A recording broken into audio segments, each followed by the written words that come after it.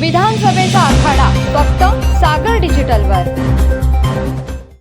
महाड विधानसभा मतदारसंघातून महाविकास आघाडीच्या उमेदवार तसंच महाडच्या माजी नगराध्यक्षा स्नेहल जगताप आणि महायुतीचे उमेदवार भरत गोगावले यांच्यात आता अटीतटीची लढत होत आहे। याच पार्श्वभूमीवर महाविकास आघाडीच्या उमेदवार स्नेहल जगताप यांची घेतलेली ही मुलाखत। सागर डिजिटल चॅनलमध्ये आपलं सर्वांचं स्वागत। महाराष्ट्र विधानसभा च्या निवडणुका ह्या आता शेवटच्या टप्प्यात आलेल्या आहेत। सर्वत्र प्रचाराची रान उडत असून महाड मतदारसंघातही रंगतदार लढत होत आहे आणि ही लढत शिवसेनेचे प्रतोद आणि महाडचे आमदार भरत गोगावले आणि महाडचे माजी आमदार स्वर्गवासी माणिकराव जगताप यांची कन्या माजी नगराध्यक्षा स्नेहल जगताप यांच्यात ही अटीतटीची लढत होत आहे। आता हा प्रचार शिगेला पोहोचला असून आज आपण स्नेहल जगताप मॅडम यांच्याशी चर्चा करणार आहोत आणि त्यांच्या माध्यमातून त्यांच्याशी बातचीत करणार आहोत। या निवडणुकीमध्ये मॅडम आपण प्रथमच विधानसभा निवडणुकीला सामोरे जात आहात। या निवडणुकीत आपल्या समोर आपल्या संघात कोणते महत्त्वाचे मुद्दे वाटतात आपल्याला? सगळ्यात आधी मी दैनिक सागर चॅनल डिजिटल चॅनलचे आभार मानेन की आपण या माध्यमातून पुन्हा एकदा सगळ्या लोकांशी कनेक्ट होण्याची संधी मला उपलब्ध करून दिली। ह्या 194 महाड विधानसभा मतदारसंघातून पहिल्यांदाच मी विधानसभेची निवडणूक लढवत आहे। नगरपालिकेच्या निवडणुकीच्या माझ्या त्या कारकिर्दीमध्ये अनेक विकास कामांच्या माध्यमातून आम्ही लोकांशी कनेक्ट होऊ शकलो, अनेक विकास कामं करू शकलो आणि त्याच्यानंतर ही सगळ्यात एक मोठी निवडणूक, एक मोठी जबाबदारी आहे असं मला वाटतं। ती निवडणूक लढवण्याकरता मी सज्ज झालेली आहे। या निवडणुकीच्या निमित्ताने प्रत्येक तालुक्यातील गावांमध्ये ज्या वेळेला आम्ही गावभेट दौऱ्यांच्या माध्यमातून प्रत्येकाला भेटत गेलो त्यावेळेला प्रकर्षाने ज्या काही गोष्टी जाणवल्या त्या म्हणजे या मतदारसंघामध्ये अजून सुद्धा जे काही मूलभूत गरजा आहेत त्या सुद्धा अजून पूर्ण झालेल्या पाहायला मिळाल्या नाहीत। सगळ्यात महत्त्वाचा मुद्दा जो काही आपल्याला जाणवला तो म्हणजे रोजगाराचा आहे की आपल्या इथे मुख्य MIDCs असून सुद्धा स्थानिक पातळीवरती आपण बघितलं तर मुलांना अपेक्षित असा रोजगार आजही मिळताना दिसत नाही आहे। म्हणजे हे सगळ्या गोष्टी प्रामुख्याने आज लोकांच्या भेटीनंतर जाणवल्या। आपण आता सध्या गाव भेटींवर आणि याच्यावर भर दिलेला आहे। त्या प्रचाराला जाताना आपल्याला काय कसा प्रतिसाद मिळतोय? गावभेटच्या माध्यमातून प्रत्येक लोकांना, गावातल्या लोकांना भेटत असताना सगळ्यांमध्ये उत्साह पाहायला मिळतो आहे। हा उत्साह ह्या सगळ्या गोष्टींची साक्ष देऊन जातं की लोकांनाच आता इथल्या मतदारसंघामध्ये बदल अपेक्षित आहे। सगळ्यात जास्त युवकांमध्ये उत्साह आहे, महिलांचा उत्साह सर्वाधिक आहे। मला असं वाटतं पहिल्यांदाच एका महिलेला संधी मिळत असल्या कारणाने आज महिला घराबाहेर पडतात, त्या बोलतायत। त्यामुळे उत्साह हा प्रत्येक गावामध्ये, तालुक्यातील प्रत्येक गावामध्ये अतिशय चांगल्या प्रकारचा पाहायला मिळतो आहे। या निवडणुकीत आपल्या प्रचाराचा मुख्य मुद्दा आणि मुख्य विषय काय असेल? या निवडणुकीला सामोरे जाण्याचे ठरवत असताना स्वर्गीय माजी आमदार माणिकराव जगताप साहेबांनी या मतदारसंघाला घेऊन एक वेगळंच विजन आखलेलं होतं। या मतदारसंघामध्ये धोरणात्मक दृष्टिकोन डोळ्यासमोर ठेवून कशा पद्धतीनं या मतदारसंघाला प्रगतीपथावर आणता येईल ह्यासाठीचा त्यांनी एक मॅप आखलेला होता आणि त्या आधारे पुन्हा एकदा मी या निवडणुकीला तर सज्ज झालेच आहे। पण त्याचबरोबर आता आपण जर का विचार केला तर 15 वर्षाचा काळ मागे सरून जात असताना आता ही जी नवीन पिढी घडलेली आहे आज त्यांना न्याय देण्याचं काम माझ्या हातून मला करायचं आहे। आणि सगळ्यात महत्त्वाचं म्हणजे रोजगार हा सगळ्यात महत्त्वाचा माझा मुद्दा आहे या निवडणुकीला सामोरे जात असताना। सगळ्यात अजून दुसरा महत्त्वाचा मुद्दा म्हणजे महिला असल्या कारणाने महिलांचे सुद्धा अनेक प्रश्न आहेत। महिलांना सुद्धा लघु उद्योगाच्या माध्यमातून, फक्त केमिकल इंडस्ट्रीजच आपल्या इथे आहेत हा जरी भाग असला तरी सुद्धा लघु उद्योगाच्या माध्यमातून सुद्धा आपण भविष्यामध्ये त्यांना बचत गटा थ्रू एक प्लॅटफॉर्म उपलब्ध करून देऊ शकतो। म्हणजे प्रत्येक घटकाला आपण सक्षम कसं करू हे धोरण भविष्य काळामध्ये माझं असणार आहे। त्याचबरोबर या ठिकाणी ॲग्रो बेस्ड इंडस्ट्रीज येणं असणं गरजेचं आहे। भविष्यामध्ये आपण धरण प्रकल्पांना प्राधान्य देत असताना 12 महिने शेती व्यवसाय इकडे कसा करू शकतो आणि त्याचबरोबर तरुणांना सुद्धा त्या गोष्टीकडे कसं वळवता येईल हे प्रामुख्याने माझे मुद्दे असणार आहेत। म्हणजे फक्त आपण केमिकल झोन इंडस्ट्रीज किंवा ह्या अशा बाबतीमध्ये काम करत असताना भविष्यामध्ये आपण हॉर्टिकल्चरला सुद्धा महत्त्व देत असताना ॲग्रिकल्चरला सुद्धा महत्त्व देत असताना जास्तीत जास्त रोजगार निर्मिती ह्या भागात कशी होईल हेच माझं धोरण असणार आहे. आणि पर्यटनाला चालना देत असताना त्यातून सुद्धा म्हणजे हिस्टॉरिकल असं आपण ह्या महाडचं नाव जतन करत असताना त्याला सुद्धा न्याय द्यायचं काम भविष्य काळात करायचं आहे. त्याही माध्यमातून आपल्याला रोजगार उपलब्ध करून द्यायचा आहे. मॅडम, आपण महाडच्या नगराध्यक्ष असताना शहरात केलेली विकास कामांचा प्रभाव या विधानसभा निवडणुकीच्या वेळेस त्याचा कितपत प्रभाव पडताना आपल्याला दिसतोय? महाड नगरपालिकेच्या माध्यमातून ज्या वेळेला मला काम करण्याची संधी मिळाली त्यावेळेला अगदी नवीनच त्या क्षेत्रामध्ये जरी म्हणजे राजकीय वारसा घरात असला तरी सुद्धा पहिल्यांदाच मला अशा मोठ्या एका व्यासपीठावरून किंवा एका संस्थेच्या माध्यमातून काम करण्याची संधी मिळाली. चॅलेंज होतं पण लोकांची साथ सुद्धा होती आणि काहीतरी वेगळा बदल ज्या वेळेला आपण स्वतः वैयक्तिक प्रामाणिकपणाने जर का करू इच्छितो तर मला असं वाटतं जनता सुद्धा त्या गोष्टीसाठी साथ अवश्य देते आणि तेच जे 5 वर्षामध्ये घडलं. दुर्दैवाने जर का कोविड जर का आपल्याकडे ती महामारी नसती तर त्यापेक्षाही अजून अधिकचं दुप्पट काम आपण नगरपालिकेच्या माध्यमातून करून दाखवू शकलो असतो. त्याच्यानंतरच्या आत्ताच्या या प्रवासामध्ये प्रशासकाच्या माध्यमातून अनेक कामं रखडलेली पाहायला मिळत आहेत. त्यावरही आपण बंधनं आणू शकलो असतो. पण ज्या काही गोष्टी किंवा जो काही कालावधी मला मिळाला त्याच्यामध्ये मी 100% असं म्हणणार नाही, असं कुठलीच व्यक्ती 100% काम पूर्ण करू शकत नसतो.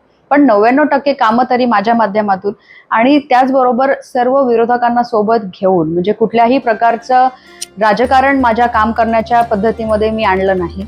मला संपूर्ण महाड शहराने निवडलेलं होतं आणि ती जबाबदारी मनाशी ठेवून मी प्रत्येकाला न्याय देत असताना प्रत्येक विभागामध्ये किंवा प्रत्येक प्रभागामध्ये कसं काम होईल ह्याच्यावरतीच प्राधान्य दिलं आणि नुसतं काम नाही तर पारदर्शक काम. आणि हे मी नाही बोलत, तर आज आपण जर का जनतेला सुद्धा विचारलं तर ते सुद्धा त्या कामाची पोचपावती निश्चितपणानं देते. आपण महाविकास आघाडीच्या उमेदवार आहात. आपले जे घटक पक्ष आहेत त्यांचा आपल्याला किती सहकार्य आणि किती फायदा होणार आहे? महाविकास आघाडीच्या थ्रू ही निवडणूक आपण लढवत असताना सगळे मित्रपक्ष घटक पक्षांना घेऊनच आपण ही निवडणुकीला सज्ज झालो. वास्तविकरित्या ज्या वेळेला उमेदवारी जाहीर झाली त्याच्यामध्ये ते स्पष्ट झालं की सर्वानुमते हा निर्णय होत असताना मला त्या प्लॅटफॉर्मवरती संधी मिळालीच. त्याच्यामुळे आता आम्ही सगळ्यांना सोबत घेऊन आणि सगळ्यांचे आशीर्वाद घेऊनच मी ह्या निवडणुकीला आता सज्ज झालेलीच आहे. मॅडम, एक महत्त्वाचा प्रश्न, जी नगरपालिकेची इमारत उभी राहिली 15 कोटी रुपये खर्च करून आणि ती इमारत ही अर्धवट स्थितीत आहे असा आरोप विरोधक आपल्यावर करतात, त्याबद्दल आपण काय सांगाल? वास्तविकरित्या विरोधकांना उगाच विरोध करायचा आहे म्हणून त्यांनी कुठल्या गोष्टीला विरोध करावा असं मला वाटत नाही.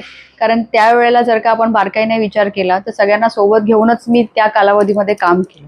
राहिला प्रश्न माझ्या नगरपालिका इमारतीचा, तर प्रशासकीय भवन उभारत असताना 15 कोटीची ती इमारत उभारत असताना ज्या काही आवश्यक पूर्तता होत्या त्या सगळ्या गोष्टी पूर्ण करून आपण ती इमारत सुसज्जपणे बांधली आणि त्याचं उद्घाटन सुद्धा आपण केलं.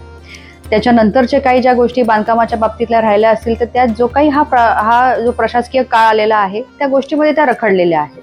त्याच्यामुळे कामाला कुठेही गती देण्याचं काम मला असं वाटतं प्रशासक असलं तरी सुद्धा थांबण्याची आवश्यकताच नव्हती, कारण त्या सगळ्या गोष्टींची पूर्तताच झालेली होती. त्याच्यामुळे विरोधकांनी काहीतरी फक्त बोलायचं आहे म्हणून बोलायचं, वैयक्तिक ते माझ्या बाबतीत काही बोलू शकत नसले म्हणून त्यांनी अशा काहीतरी गोष्टींच्या माध्यमातून लोकांची दिशाभूल करण्याचं काम ते करत आहे. रोजगार या महत्त्वाच्या मुद्द्यावर आपण विशेष भर देतात. आमदार म्हणून काम करण्याची संधी मिळाल्यास त्यासाठी आपण काय करणार आहात? आमदार हे जे पद आहे किंवा हे मला असं स्वाभाविकपणे वाटतं की सरकार आणि जनतेमधला दुवा म्हणजे आमदार म्हणून आपण त्याच्याकडे पाहत असतो. त्याच्यामुळे एक वेगळं धोरण ठेवून एक वेगळं विजन ठेवून आपण आपल्या मतदारसंघाला कसं काही वेगळ्या पद्धतीनं त्या पटलावरती आणू शकतो ह्याचं आपल्याकडे एक विजन असणं आवश्यक आहे. म्हणजे नुसतं महाडची ऐतिहासिक ओळख दाखवत असताना फक्त बेसिक गरजा लोकांच्या पूर्ण करणं म्हणजे एक आमदाराचं काम नसतं.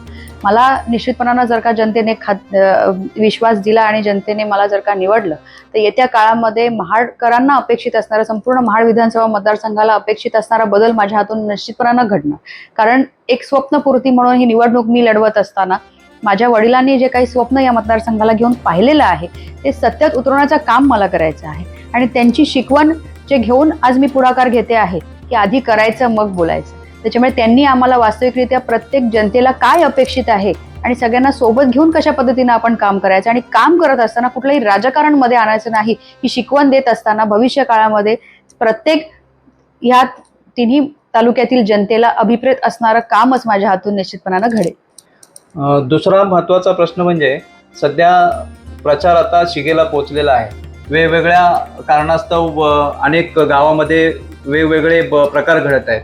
आमदारांचं जे गाव आहे पिंपळवाडी, त्या ठिकाणी काही देवाचं भीती दाखवून काही ग्रामस्थांना मतदान करण्याचं हे केलेलं आहे. काही त्यांना शपथा घालण्याचा प्रयत्न केला. त्याबाबत त्या दिवशी पत्रकार परिषद घेऊन ग्रामस्थांनी ही गोष्ट निदर्शनास आणली. त्याबद्दल आपण काय सांगा? कसं आहे की आता ह्या मतदारसंघाचा जर का बारकाईने विचार केला तर इथली जनता ही फार साधी आहे.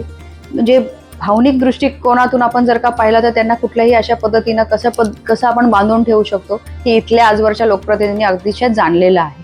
राहिला प्रश्न धार्मिक दृष्टिकोनातून बांधून ठेवण्याचा, आता जनता या सगळ्या गोष्टींना बळी पडणार नाही. कारण ज्या वेळेला जनता ठरवते त्यावेळेला निश्चितपणानं एक वेगळाच आपल्याला निकाल या ठिकाणी पाहायला मिळतो. पण राहिला प्रश्न या सगळ्या गोष्टी करण्याचा, तर मला असं वाटतं आपण ज्या वेळेला एक ध्येय ठेवून काम करतो त्यावेळेला ह्या सगळ्या गोष्टींना आपण कधी प्राधान्य देत नसतो. पण हेच आपल्या महाड विधानसभा मतदारसंघाचं आजवरचं दुर्दैव आहे की ध्येय किंवा दृष्टिकोन डोळ्यासमोर ठेवून विजनरी जे काही लोक असतात त्यांना कायम बाजूला ठेवून या अशा धार्मिक गोष्टींचं जर का राजकारण करू पाहणाऱ्यांना आपण आता सुद्धा जर का संधी दिली तर ह्याच्यापेक्षा भयंकर आपल्या विधानसभा क्षेत्रामध्ये गोष्टी घडू शकतात. तर त्याच्यामुळे मला आपल्या माध्यमातूनच हे आव्हान असणार आहे लोकांना की अशा कुठल्याही गोष्टींना आपण बळी पडू नका. आपल्या मुलाबाळांचा प्राधान्याने आपल्याला आता विचार करणं गरजेचं आहे. जसं मी प्रामाणिकपणे सातत्याने हे म्हणते आहे की 15 वर्षाचा काळ म्हणजे 30 वर्ष आता आपण मागे आलेलो आहोत. आता पुन्हा एकदा आपल्याला पुढे येण्याची संधी जर का मिळत असेल तर आपण आपल्या मुलांचा आणि त्यांच्या भवितव्याचा विचार करणं जास्त गरजेचं आहे. त्याच्यामुळे कुठल्याही प्रकारचं धार्मिक गोष्टीमध्ये आपण कोणीही बळी पडू नका, हे निश्चितपणानं माझं आव्हान असणार आहे. मॅडम, एक आता भावनिक प्रश्न असा आहे की आपले वडील स्वर्गवासी माणिकराव जगताप यावेळेस आपल्यासोबत नाहीत. त्यांची आठवण आणि उणीव आपल्याला भासत असेल, त्याबद्दल काय सांगा? त्यांची उणीव तर भासत राहतेच, पण मला आनंद ह्या गोष्टीचा आहे की ही निवडणूक जरी ते सोबत नसले तरी सुद्धा जे काही लोकांकडनं मिळणारं प्रेम आहे त्या सगळ्यांमध्येच मला ते दिसतात. आणि कुठेतरी ते नसले तरी सुद्धा ह्या सगळ्यांच्या माध्यमातून ज्या ज्या वेळेला मी गावामध्ये जाते आणि ते प्रेम जे मिळतं आहे त्याच्यातून मला हे लढण्यासाठी बळ मिळतंय.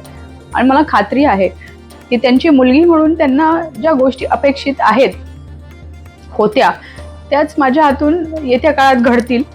आणि कुठेतरी माझ्या मनाला ते समाधान असेल की मी त्यांना अपेक्षित असणाऱ्या गोष्टी करू शकले, इतकंच नक्की. मॅडम, आपण या प्रश्नावर भावनिक झालात.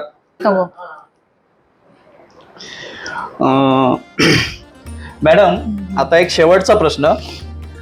आमदार भरतशेठ गोगावले हे नेहमीच सांगत असतात की महाविकास आघाडीला एवढ्या जागा मिळतील. आता तर त्यांनी सांगितलेलं आहे की 200च्या वरती जागा मिळतील, 200 पार होतील आणि मी यावेळेस नक्कीच चौकार मारणार, असं त्यांनी दावा केलेला आहे. याबद्दल आपण काय सांगाल?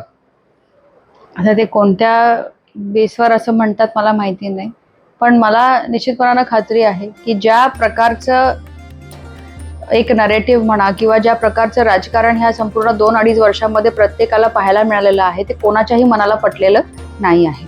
हे पक्ष फोडाफोडीचं राजकारण हे आतापर्यंत कधीही झालेलं नव्हतं. एका ठिकाणी पक्ष सुद्धा फोडलेला आहे, चिन्ह सुद्धा चोरलेलं आहे. आणि या माध्यमातून जर का अशा पद्धतीच्या वक्तव्य करत असतील तर मला आश्चर्य आहे. पण मला येत्या काळामध्ये इतकंच सांगायचं आहे की या विधानसभा ज्या निवडणुका आहेत या बाबतीत महाराष्ट्रामध्ये महाविकास आघाडीचीच सत्ता येणार. योग्य सरकारला निवडून देत असताना जनता आता सुज्ञपणे वागून येत्या काळात फक्त आणि फक्त महाविकास आघाडीच निवडून येणार. चौकाराबद्दल काय सांगा? कितीही त्यांनी चौकाराच्या भाषा केला तरी सुद्धा आता ही निवडणूक जनतेने आपल्या हातात घेतलेली आहे. त्याच्यामुळे ते चौकार मारतात का मी षटकार मारते हे त्या 23 तारखेला आपल्याला दिसून येईल. नमस्कार. आता ह्या होत्या महाडच्या माजी नगराध्यक्षा आणि महाविकास आघाडीच्या उमेदवार स्नेहल जगताप यांनी आपल्यासाठी ही बातचीत केली. दैनिक सागर डिजिटलसाठी मनोज खांबे, रायगड. सागर डिजिटलच्या बातम्या नियमित पाहण्यासाठी आमचे YouTube चॅनल सबस्क्राईब करा